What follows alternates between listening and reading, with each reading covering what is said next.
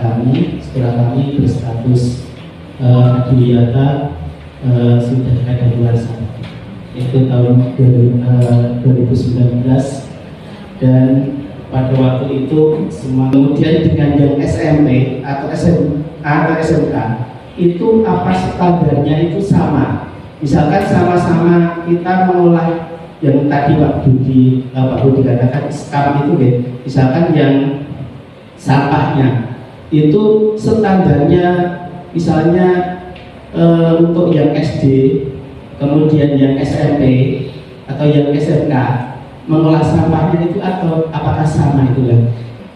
Bertanya.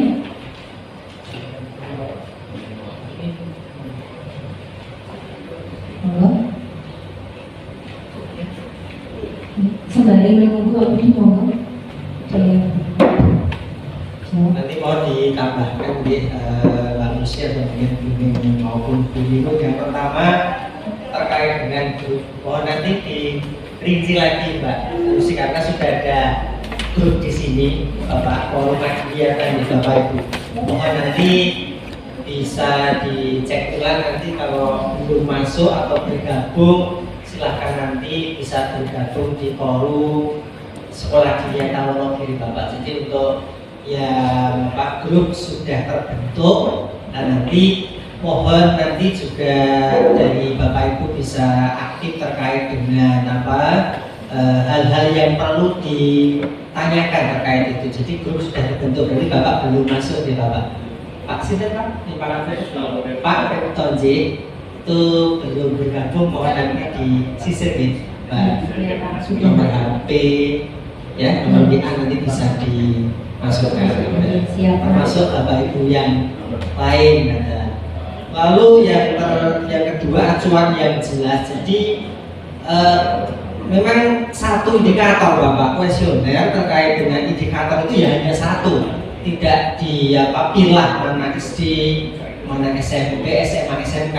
Indikator hanya satu, kuesioner hanya satu, dan itu dipenuhi sesuai dengan kemampuan dari sekolah masing-masing. Ya, dipenuhi sesuai dengan kemampuan sekolah masing-masing. Contoh, itu kalau di SD itu kan pemilahan sampah atau mungkin di madrasah yang standar mawon dipilah, dibuat pupuk kompos yang biasa. Tapi mungkin di SMA Bapak, di SMK mungkin sudah berbeda lagi, inovasinya lebih canggih lagi. Kita kan juga menyesuaikan daripada tingkatan, tetapi untuk penilaiannya itu tetap standarnya sama Bapak. Tergantung panjenengan nanti dalam mungkin mengelola sampah atau mungkin energi atau yang lain. Mungkin gini Bapak, kalau energi kemampuan panjenengan mungkin hanya membuat slogan ditempel di situ. Tapi kalau yang SMK mungkin membuat suatu alat atau produk inovasi yang bisa menghemat listrik energi. Ini kan berbeda lagi, tetapi tergantung kemampuan nih Bapak Ibu, kemampuan dari sekolah panjenengan. Dan kita juga nanti mengukurnya tidak nanti dari hal yang luar biasa itu nanti langsung diloloskan, tidak Bapak.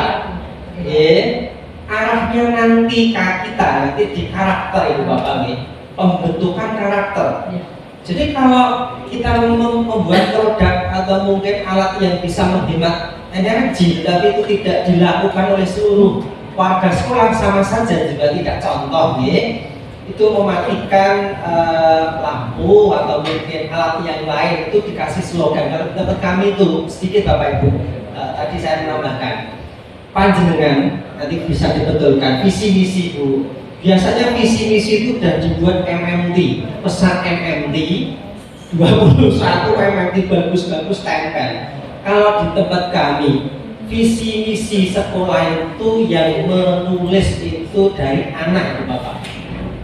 Ditulis, ya, dikreasi, diwarnai, lalu kadang itu dibingkai sesuai dengan kearifan lokal sekolah. Di tempat kami itu ada jahit, pencur, seni, itu digambar, visi dibingkai seperti itu. Jadi yang membuat itu anak menulis Bapak Ibu. Dalam satu kelas ambil 1-2 anak yang baik minimal, terus ditulis. Jadi panjenengan nanti ampun nanti langsung ya alhamdulillah ini tidak ada MMT nih Pak. Ya kemarin ditanya juga kok nggak ada MMT, kita hemat MMT-nya lewat PPT.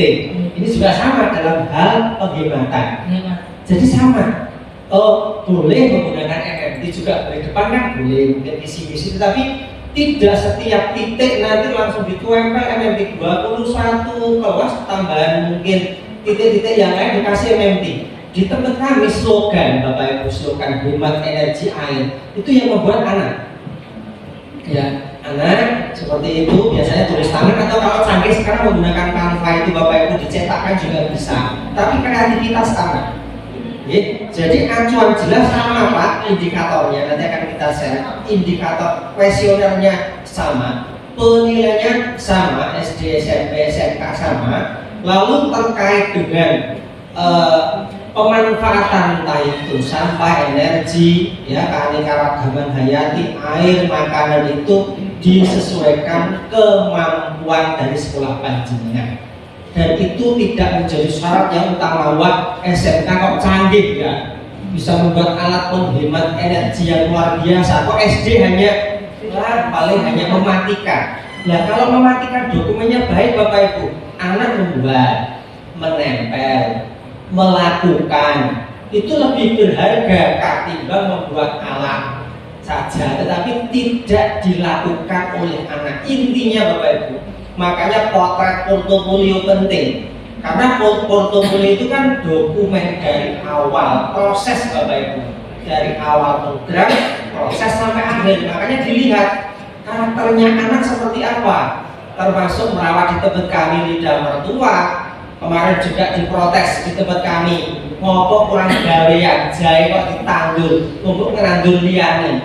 Di tempat kami, ya, jahe memang sulit, sulit, tetapi kayak kan gini, bagaimana kami mengembangkan tanaman yang sulit itu nanti bisa anak itu kan gini. Kita buat karakter, ayo anak itu harus karakter, harus ulet juga, gotong royong, kerjasama. Bagaimana caranya mengembangkan tanaman yang memang kearifan lokal Ngadirejo seperti ini, yang sulit ditanam di sini kita kembangkan, ayo seperti ini. Dan kemarin bisa dilihat ini subur Bu. Oh ya. Maaf kemarin sudah dipakai bindil-bindil sekarang alhamdulillah subur Bu. Kemarin dengan keuletan kami dan anak-anak, dan tentunya anak-anak Bapak Ibu, mari nanti merawatnya, karakter anaknya, jangan hanya TU. Kemarin juga diprotes dan buang sampah aja TU, ampun, karena kita penekanannya pada anak.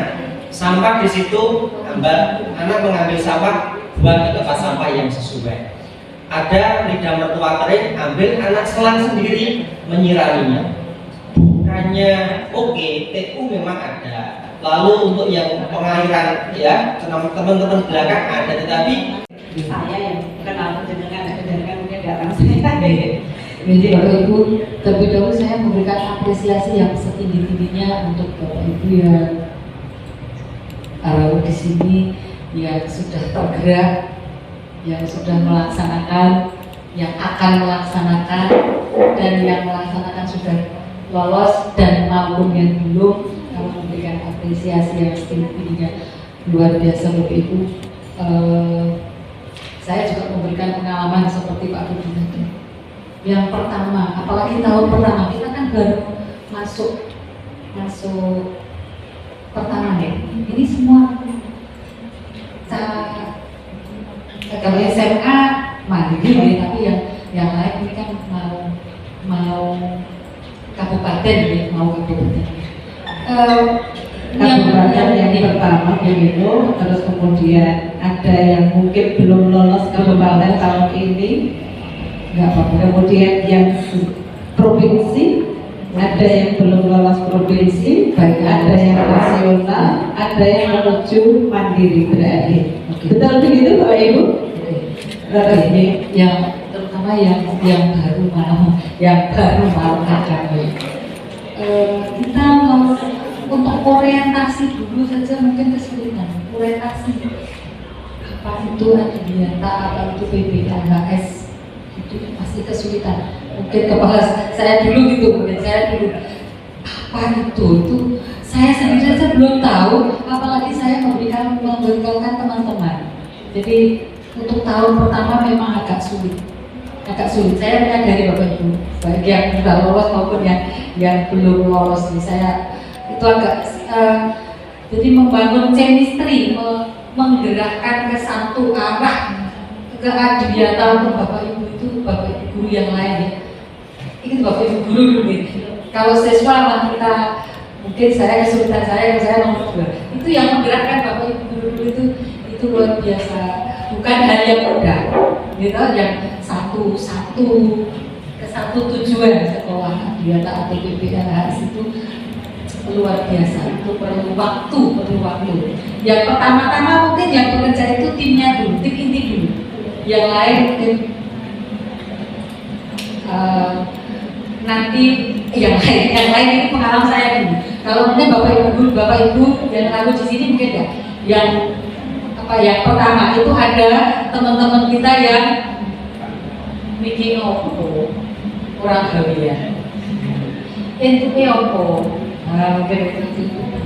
Bahkan ada nggak ikut, nggak mendukung, tapi justru ada yang ibaratkan misalnya jalan itu di strip, nah itu ada.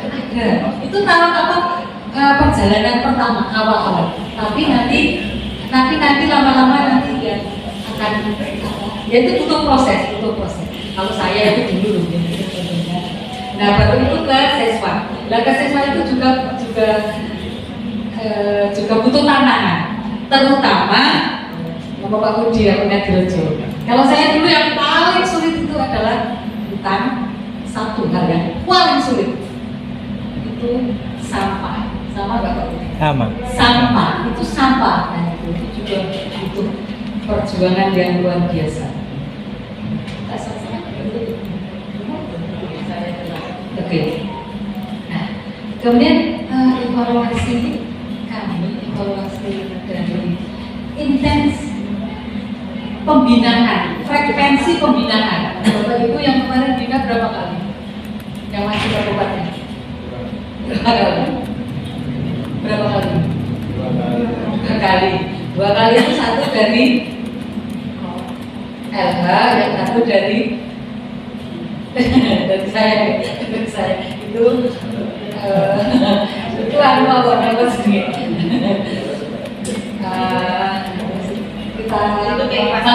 Kita keikhlasan. Nah itu frekuensi pembinaan. Boleh usul Mbak Lucy? Tolong boleh usul ya. Frekuensi pembinaan ditambah frekuensi. Nah, pembinaan tidak harus dengan luring. Suatu saat dengan daring. Siapa yang mungkin daring? Nambah dulu untuk teman-teman.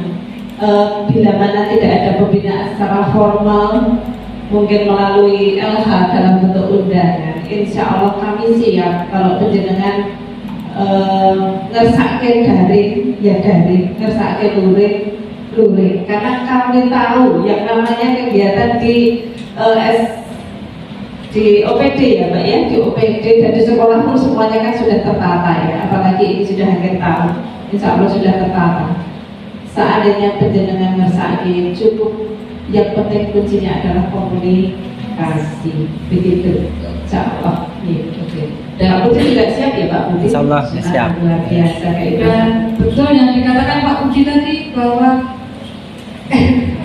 sebetulnya kita sangat link sekali dengan kurikulum Merdeka, sangat link karena di sana itu ada pembentukan karakter atau dimensi profil pelajar Pancasila karena di sana ada kolaborasi, ada gotong royong, ada mandiri, ada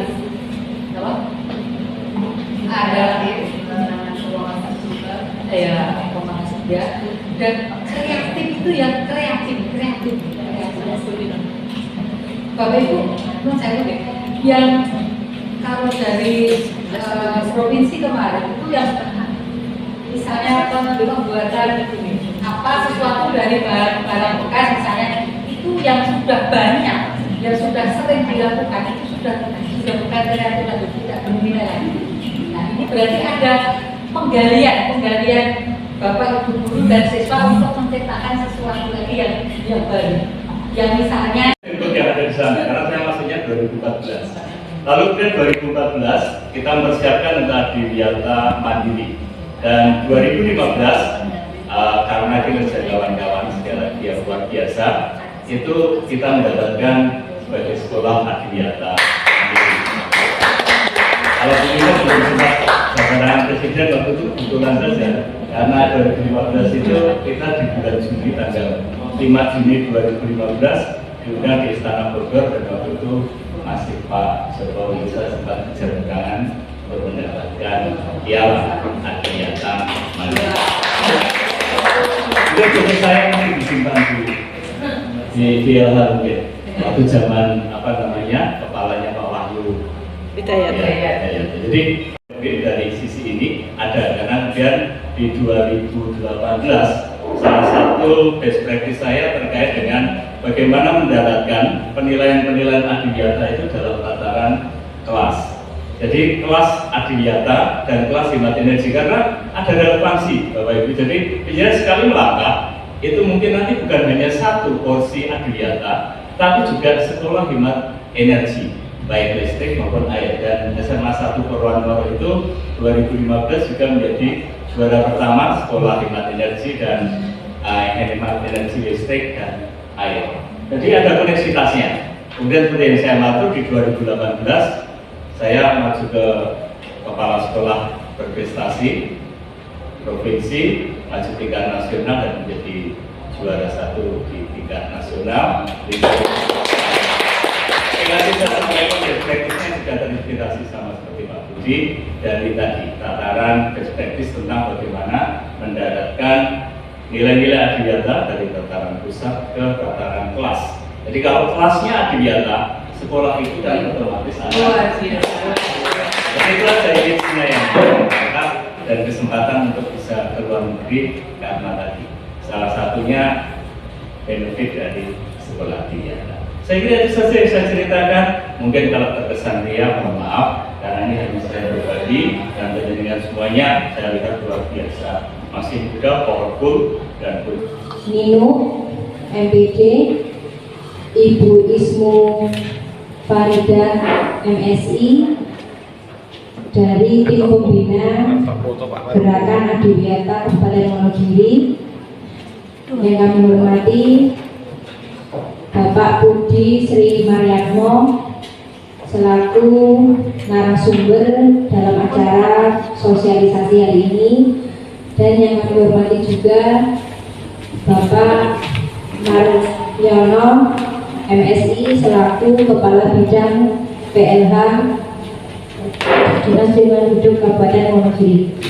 Dan yang kami hormati juga tamu undangan sosialisasi dan rapat evaluasi tahun 2023. Selamat pagi, salam sejahtera untuk kita semua, dan tentunya salam sehat selalu. Yang kami hormati Kepala Dinas Lingkungan Hidup Kabupaten Wonogiri, yang kami hormati tim pembina pelaksanaan gerakan peduli dan berbudaya lingkungan hidup di sekolah Kabupaten Wonogiri, yang kami hormati narasumber pendamping gerakan PBLAS, dalam hal ini Bapak Budi dari SMP Negeri 1 Ngadirojo, yang kami hormati Bapak Ibu peserta sosialisasi dan evaluasi pelaksanaan gerakan PBLAS tahun 2023.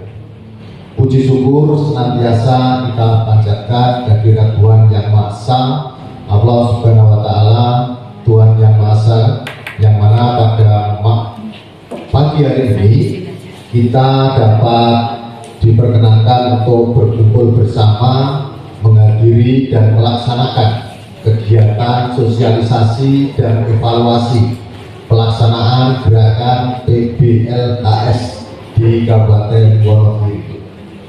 Izinkanlah pada kesempatan ini kami melaporkan hal-hal sebagai berikut. Yang pertama tentunya terkait dengan kegiatan sosialisasi dan evaluasi pelaksanaan gerakan PBLHS tahun 2023 ini kita laksanakan sebagai upaya untuk mengevaluasi terhadap proses pelaksanaan kegiatan tahapan penilaian khususnya Adiwiyata tahun 2023 kemarin. Kemudian peserta pada kegiatan hari ini yaitu dari Bapak Ibu yang kemarin mengusulkan calon sekolah Adiwiyata Kabupaten 2023 terdapat 13 sekolah, yang mana 9 dinyatakan lolos, kemudian yang 4 dinyatakan tidak lolos.